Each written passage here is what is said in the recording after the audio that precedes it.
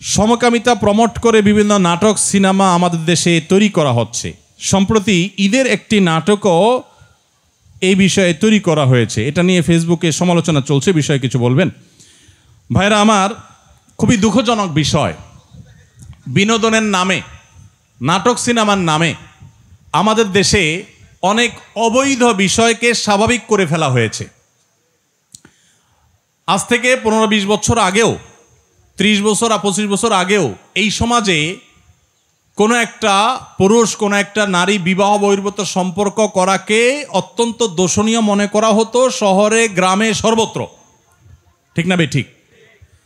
নাটক সিনেমার নামে, বিনোদনের নামে যেগুলো দেখে আপনারা হাসি পান, আনন্দ পাওয়ার চেষ্টা করেন, বিনোদন পাওয়ার চেষ্টা করেন, সময় কাটাবার চেষ্টা করেন, এগুলোর নাম দিয়ে, এগুলোর মোড়ক দিয়ে এই তথাকথিত বয়ফ্রেন্ড গার্লফ্রেন্ড কালচারকে প্রমোট এবং প্রতিষ্ঠা করা হয়েছে এই সমাজে। এখন আর কারো বয়ফ্রেন্ড আছে, কারো গার্লফ্রেন্ড আছে এটা বলতে এখন আর মুখেও বাধে না, অর্থাৎ লাজ লজ্জা শরমটাও উঠে শেষ হয়ে গেছে। এটা খুব ভয়ঙ্কর একটা ব্যাপার। অপরাধ করার পর অপরাধ বোধ থাকা, এটা খুব তুলনামূলকভাবে, ওইটার তুলনামূলকভাবে সহনীয়, এটাও মন্দ, কিন্তু ওইটার তুলনায় কম মন্দ। আর যদি কেউ অপরাধ করার পর অপরাধকে অপরাধ মনে না করে, দোষ মনে না করে, এটা ভয়াবহ, এটা কুফরি, এটা ঈমান যাওয়ার মতো বিষয়।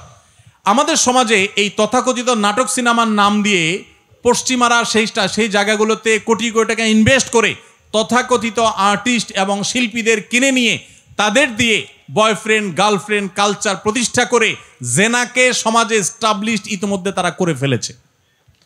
আমাদের সমাজকে এখন আরেক লেয়ারে পচাবার জন্য, নষ্ট করার জন্য এখন তথাকথিত ট্রান্সজেন্ডার বাদ এটাকে প্রতিষ্ঠা করার জন্য নাটক তৈরি করা হচ্ছে। ইতিমধ্যে একটা নাটক, কত বড় দুঃসাহস চিন্তা করেন, ঈদের অনুষ্ঠান একান্তই মুসলমানদের অনুষ্ঠান, একটা ইবাদত। ঈদ একটা কি ইবাদত, ঈদের মতো ইবাদতকে ঘিরে যে অনুষ্ঠান করছে সেখানে সমকামিতা বা ট্রান্সজেন্ডার মতবাদ সেটাকে পুশ করে নাটকের মাধ্যমে ইবাদতরত মানুষগুলোকে নাটকের নাম দিয়া তাদের মধ্যে ওই ইবাদতের মৌসুমে সিজনে তাদের মধ্যে ইসলাম বিরোধী বীজ ঢুকায় দেওয়া হচ্ছে। তার মানে হলো যে আমাদের সম্পদ, আমাদের সোসাইটি, আমাদের ঈদ মানে মুসলমানদের আবহ, এইটাকে ব্যবহার করে সেখানে তারা মুসলমানদের বিরুদ্ধে বিষ এবং ক্ষতিকর জিনিস তারা ঢুকিয়ে দিচ্ছে। আপনারা যেগুলো সোশ্যাল মিডিয়াতে, ফেসবুক, ইউটিউবে বিভিন্ন নাটকের ক্লিপ, ভিডিওর ক্লিপ অনেকে বুধ হয়ে পড়ে থেকে দেখেন, আপনার নিজের অজান্তে আল্লাহর দ্বীনকে দুনিয়া থেকে বিদায় করার নীল নকশা যে সমস্ত নাটক সিনেমার মাধ্যমে হয়, আপনি সেগুলার প্রমোট করছেন, সেগুলার প্রচার করছেন, সেগুলার সহযোগিতা করছেন। এই জন্য আমাদের পরিষ্কারভাবে প্রত্যেকের অবস্থান নিতে হবে।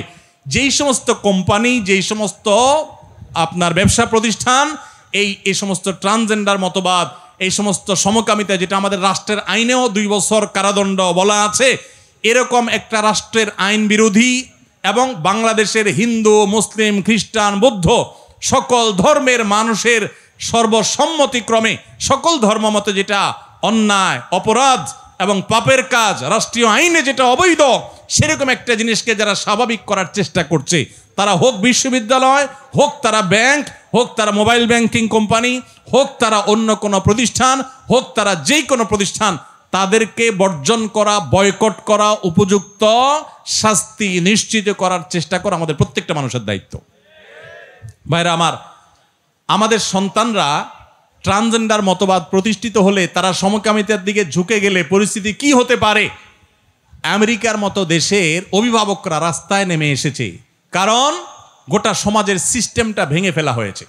আপনারা অনেকে বলতে পারেন এটা করে তাদের লাভটা কি? কোরআন খুলে দেখেন, কোরআন এমন এক অলৌকিক মহাগ্রন্থ, 5000 বছর পরে কি হবে কোরআন বলে গেছে, ইঙ্গিত দিয়ে গেছে। আল্লাহ সুবহানাহু ওয়া তাআলা বলেছেন, ফালা ইউগাইয়িরুন্না খালকাল্লাহ, শয়তানের অন্যতম একটা কাজ হবে মানুষের সৃষ্টির মধ্যে পরিবর্তন সাধন করে সেখানে পুরো সিস্টেমটাকে আপনার ভেঙে চুরে একাকার করে দেওয়া। নারী পুরুষের কোনো ভেদাভেদ তারা রাখতে চায় না। আপনারা জানেন বাংলাদেশে এখন অনেক ফরম তৈরি হচ্ছে, ছেলে মেয়ে পরিচয় রাখতে চায় না।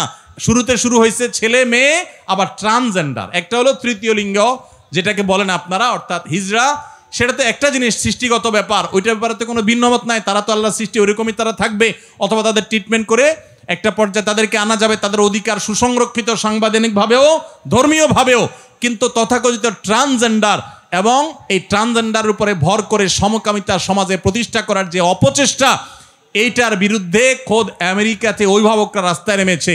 রাশিয়ার মতো দেশ, চায়নার মতো দেশ, তারা বলে দিয়েছে এটা সন্ত্রাসবাদ। অ্যাগ্রেসিভলি তারা এটা ঢুকাচ্ছে।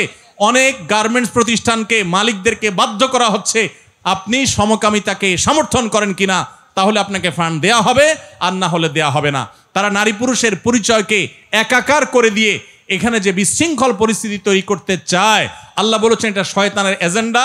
ফালা ইউগাইয়িরুন্না খালকাল্লাহ, আল্লাহর সৃষ্টি নারী এবং পুরুষ, এগুলোর মধ্যে পরিবর্তন সাধন করে এগুলোকে মেসাকার করে, একাকার করে, বিশৃঙ্খল করে ফেলা, এটা শয়তানি এজেন্ডা যেটা বাস্তবায়ন করছে। অতএব ঈদের অনুষ্ঠানে বা যে অনুষ্ঠানেই হোক, নাটকের নামে, সিনেমার নামে আপনারা একটার পর একটা অবৈধ জিনিসকে সমাজে স্বাভাবিক করে ফেলবেন। এখন আবার সমকামিতাকে স্বাভাবিক করার এজেন্ডা নিয়ে নামছেন। আপনারা কিছু পয়সা কড়ি পাবেন, কিছু ফান্ড পাবেন, এগুলো নিয়ে দেশে বাইরে চলে যাবেন, ওই কানাডার বেগমপাড়ায় চলে যাবেন, আমেরিকায় চলে যাবেন, আর আমাদের সমাজকে, আমাদের সন্তানদেরকে ধ্বংস করে দিয়ে তারপর চলে যাবেন। এটা কোনোদিনই এদেশে মানুষ সহ্য করবে না। অতএব রাষ্ট্রবিরোধী, আইন বিরোধী এই সমকামিতাকে যারা প্রমোট করছে, তাদের ব্যাপারে আমাদের সাবধান হতে হবে, সতর্ক হতে হবে, দায়িত্বশীল হইতে হবে, এবং আমাদের প্রত্যেকটা মানুষকে তাদেরকে বর্জন, বয়কট সর্বতভাবে করতে হবে। শয়তান এসে বলবে আমি একা বয়কট করলে কি হবে, আপনি আপনার দায়িত্ব পালন করেন, কি হবে না হবে আপনার দেখার দরকার নেই। আপনি আল্লাহকে বলবেন, আল্লাহ আমি আমার চেষ্টাটুকু করছি। করা যাবে না ইনশাআল্লাহ? আল্লাহ আমাদেরকে তৌফিক দান করুন। চট্টগ্রামে একটা প্রচলিত কথা আছে, পীর না ধরলে নাকি বেহেশতে যাওয়া যাবে না, সরাসরি নাকি আল্লাহকে পাওয়া যায় না। কথাটা কতটুকু সত্য? এটা শুধু চিটাগাঙের কথা না বাজি, পুরো দেশে এগুলা কথা মানুষ কয়। শুধু চিটাগাঙের কথা না, এটা সারা দেশেই মানুষ এরকম কথা বলে যে কারোর পীর না থাকলে সে জান্নাতে যাবে না, আর আল্লাহকে পাইতে হলে মাঝখানে ভায়া হিসাবে পীর লাগে। দেখুন, এটা একেবারে ভিত্তিহীন কথা। কোরআন হাদিসের কোনো কোথাও এর কোনো নাম নিশানা নাই। মনে রাখবেন, হিন্দুদের বা অন্য ধর্মাবলম্বীদের সাথে মুসলমানদের যেসব বিষয়ে পার্থক্য আছে, এই পার্থক্যগুলোর ভিতরে প্রধান পার্থক্য হলো তারা ঈশ্বরকে পাওয়ার জন্য বিভিন্ন দেবদেবীর আশ্রয় নেয়, তাই না? দেবদেবীর পুজো করে, তারা তাদের ঈশ্বরদের পাইয়ে দেয়, তাই না? ডাইরেক্ট না। তাদের জ্ঞানের জন্য তারা সরস্বতীকে পূজা করে, আরেকটার জন্য আরেকজনকে পূজা করে, দুর্গার একটার জন্য পূজা করে, এগুলো সব বিভিন্ন দেবদেবী পূজা করে তারা ঈশ্বরকে সন্তুষ্ট করতে চেষ্টা করে। মুসলমানদের মূল থিমটাই হলো ইয়াকা না'বুদু ওয়া ইয়াকা, তোমারই শুধু ইবাদত করি, কোনো দেবদেবীর না, কোনো ভায়ার না, কোনো মিডিয়ার না, কোনো মাধ্যমের না, কোনো পীরের না, সমস্ত ইবাদত শুধু কার? আর তোমার কাছেই শুধু সাহায্য চাই, এটাই তাওহীদ। আর এটার বিনিময়ে আল্লাহ জান্নাত দিবেন। এই জন্য কোনো মুসলমান, কোনো ভাই আমার, কোনো বোন আমার যেন শিরকে লিপ্ত না হন, ভাইরা আমার। হ্যাঁ, অবশ্যই পীর নাম দেন, অন্য কোনো নাম দেন আপনি, কোনো একজন আলিম, কোনো একজন মুত্তাকি, পরহেজগার বা একাধিক কোনো ভালো মানুষ, তার সান্নিধ্যে আপনি থাকলেন ভালো হওয়ার জন্য, তার কাছ থেকে গাইডলাইন গ্রহণ করলেন, কোরআন হাদিসের আলোকে যদি তিনি বলেন তাহলে সেগুলো নিলেন, এটা তার কাছ থেকে ভালো কিছু গ্রহণ করবার জন্য করলেন, এগুলো জায়েজ আছে। বরং শুধু জায়েজ না, এগুলো বরং করা কাম্য। আল্লাহ বলেছেন, ইয়া আইয়ুহাল্লাযীনা আমানুত্তাকুল্লাহ ওয়া কুনু মা'আস সাদিকিন, হে ঈমানদারগণ তাকওয়া অবলম্বন করো এবং সত্যবাদীদের সাথে থাকো। সেই হিসাবে আপনি ভালো মানুষ, নেককার মানুষ, আল্লাহওয়ালা মানুষ, পরহেজগার মানুষ, তাদের সাথে থাকবেন, উঠা বসা করবেন, তাদের সান্নিধ্য দিবেন। কিন্তু ওই যে পীর না ধরলে, ধরাধরি জিনিসটা তো ভাই ভালো জিনিস না। কি বলেন ও বাজি? ধরাধরি কি ভালো জিনিস নাকি? ধরাধরি করা, ধরাধরি কাউকে যদি ধরে, এটা তো নেগেটিভ অর্থে হওয়ার সম্ভাবনা আছে, তাই না? এখন বলছেন পীর না ধরলে বেহেশতে যাওয়া যাবে কিনা। ভাই, কারো ধরাধরি করার দরকার নেই।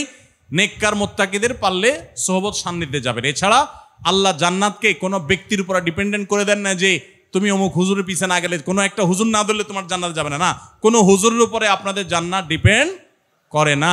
আপনার জান্নাত ডিপেন্ড করে আপনার আমলের উপরে। আলেম ওলামাদের কাছ থেকে কোরআন হাদিসের জ্ঞান আহরণ করবেন, ভালো মানুষের সান্নিধ্যে যাবেন, সে আলেম না হলেও হতে পারে, কিন্তু সেটার উপরে আপনার জান্নাত একেবারে ঝুলে আছে, ওইটা না হলে আপনি যাবেন না, ব্যাপারটা সেরকম না। আস-সুন্নাহ ফাউন্ডেশন, উম্মার স্বার্থে সুন্নাহর সাথে।